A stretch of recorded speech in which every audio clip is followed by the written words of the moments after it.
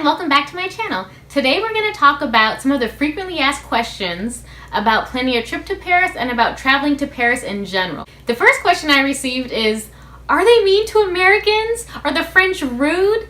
And in my experience, I didn't find anyone to be rude on my vacation. In fact, as soon as I jumped off the metro, I had a huge suitcase, and it was nice that some random stranger carried my suitcase all the way up the flight of stairs for me. And that was my introduction to the people in Paris. I didn't have any issue with anyone being rude to me. If you're rude to them, of course they're going to be rude back to you. That's just human nature. But in my experience, nope, I didn't have an issue with anyone while traveling. How do you get from Charles de Gaulle Airport to the city center of Paris? What can you do? Well, there's a couple of different options. You can take a train, a bus, a taxi, an Uber, or have a private car pick you up. The possibilities are endless. I took public transportation, which is the cheapest option, and I did a whole video on cheap ways to travel around Paris. So go ahead, the link is down below. I'll also put it in a card above. Check that out before you go. But essentially, if you're going to take public transportation, you jump on the RER-B train, and that'll take your happy butt with an airport ticket to Gare du Nord or another station in the city center of Paris. So what exactly do you wear? I mean, there's a lot of French designers, of course, are in Paris, and so people tend to think that you need to be super chic and wear like the most expensive designer items, and that's not true. For your makeup, just wear something that is natural and still elegant and chic. And as far as your clothing goes, wear comfortable shoes. They don't have to be clunky running shoes, but something, ballet flats are completely acceptable. Skinny jeans are a thing there, natural colors, your off-whites, your neutrals, all those are just fine, and pretty much anything you wear is gonna be all right. Another question I received is, what is there to do in Paris? Well, I just finished an entire video on Paris itinerary ideas. Again, check that out in the card above or one of the links down below or after this video. But essentially, of course, you have the Eiffel Tower. Second only to Japan, Paris and France in general, they have the highest number of 3 Michelin star rated restaurants in the world, and not to mention it is one of the pastry capitals of the world, so you definitely have to eat. You can also take day trips to the Champagne region as well as the lavender fields in Provence. There's a lot of things to do, so check out the video and you'll get a whole number of ideas. Will I be a victim of a scammer or a pickpocketer? Whether it's somebody putting a ring on your finger or a bracelet on your wrist or asking you to sign some type of petition, well, they pick your pockets. I did run across a couple of people asking me to sign a petition, and you know what? I said no, and I walked right on past. And that was it. If you're that worried about pickpocketers and scammers, then definitely take with you a crossbody bag that's super small and lightweight and that zips fully shut. I wouldn't carry an open tote. I also wouldn't carry around a bunch of designer bags, so much so that you're juggling all these things around and, a bag could fall and somebody can snatch your bag.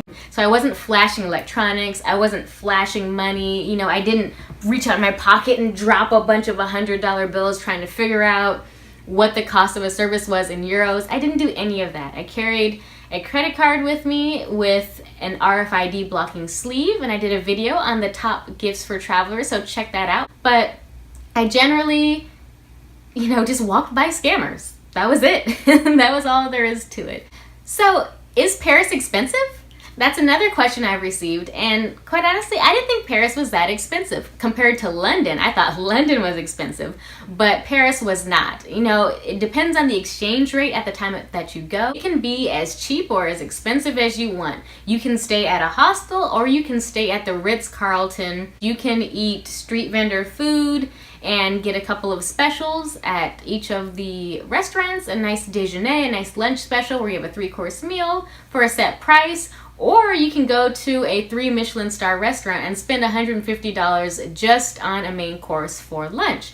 It's really up to you. Question number 7, I heard this question a lot. It's, do they speak English in France? To me, if you're traveling to a different country, you need to at least make some effort to learn the language. You don't have to learn it fluently, but a couple of different phrases and gestures will really help you out. In my experience, it was really a 50-50 mix.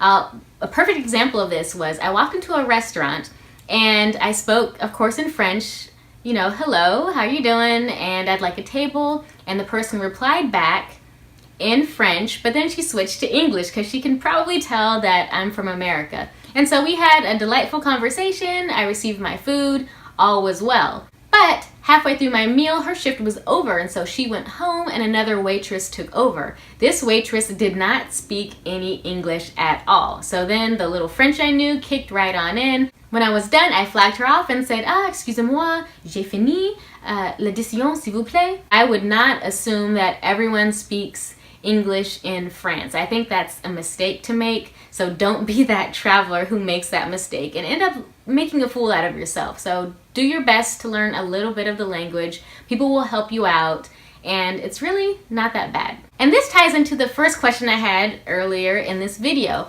Are they mean to Americans? But if you go over to a different country and expect them to speak the language that you speak, that's really unfair to ask of somebody. Just think, if somebody from Japan came over to America and then got mad at you for not knowing Japanese, like, that's ridiculous. Don't be that person. So when you meet somebody or greet somebody, America, you know, if you go up to a fast food counter or, you know, any type of like service establishment, we usually get there and the person's waiting on us and we say, okay, I'd like a number 4 with cheese, large fries, and a drink. Thanks. But in Paris, when you meet somebody or when you're greeting a service attendant, it's bonjour, you know, good morning, good day, or bonsoir, or bon après-midi, good evening, good afternoon, and then you make your request known. Other than that, it might seem like you're demanding things. Some people might just speak English right on back to you and keep it moving. But again, don't demand everybody speak English. That's a faux pas.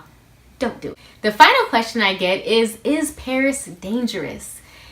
And I didn't find it to be very dangerous. I went on a 6-day solo adventure. So I was by myself pretty much the entire time. I walked the streets, I went on the metro, I went to all of the major sites, I went to some sites outside of Paris. I walked everywhere and I didn't have a problem at all. Granted, I was very safe when I walked. I didn't walk anywhere in the middle of the night. I also was not drunk or under the influence when I was walking around by myself. And again, like I mentioned earlier, I didn't have any flashy or large electronic. I kept it light, kept it tight. I stuck to the daylight hours and I wasn't bothered. I felt very safe. I never felt threatened at any point in time. But again, like any major city or any place really in the entire world, where you go can dictate whether or not you feel safe. So if you're gonna go to a sketchy neighborhood and be half drunk, then that is on you. And you know, hey, stuff can happen, but just play it safe. You know? So that's it. That's all I have for you. If you've liked this video, please give it a thumbs up and share it with anyone who's planning a trip to Paris. And if you have any questions yourself that you would like me to answer, put them in the comments below and I will answer them for you. Don't forget to click that subscribe button to be notified for when my next video will post. And like I always like to say, now that you know about Paris and some of the frequently asked questions and had those questions answered, it's time for you to have the courage to pack up and get yourself to Paris, get planning, get started, and then go and have an amazing time there. I'll catch you in the next video. Bye!